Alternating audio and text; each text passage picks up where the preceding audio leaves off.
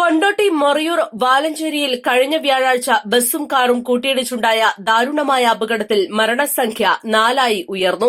അപകടത്തിൽ ഗുരുതരമായി പരിക്കേറ്റ് ചികിത്സയിലായിരുന്ന മേലാറ്റൂർ വേങ്ങൂർ ഞാവൽപ്പടിയിൽ താമസിക്കുന്ന മഞ്ചേരി പുല്ലാര സ്വദേശി പാറോക്കോടൻ ഇബ്രാഹിമാണ് ഇന്ന് രാവിലെ മരിച്ചത്. 45 വയസ്സായിരുന്നു. മകൻ ബാസിദിനെ സൌദിയിലേക്ക് യാത്രയാക്കാൻ കരിപ്പൂർ വിമാനത്താവളത്തിലെത്തി മടങ്ങുന്നതിനിടെയായിരുന്നു കുടുംബം സഞ്ചരിച്ചിരുന്ന കാറിൽ ബസ്സിടിച്ചത്. അപകടം നടന്ന ദിവസം തന്നെ ഇബ്രാഹിമിന്റെ മകൾ ബാസില, ബാസിദിന്റെ ഭാര്യ അഫ്രീനയുടെ മാതാവ് സക്കീന, ബാസിദിന്റെ സുഹൃത്തും കാർ ഓടിച്ചിരുന്നയാളുമായ ഷിയാസ് എന്നിവർ മരണപ്പെട്ടിരുന്നു. ഏപ്രിൽ 18-ന് വിവാഹം നിശ്ചയിച്ചിരുന്ന ഷിയാസിന്റെ വിയോഗം നാടിന് നോവായി മാറി.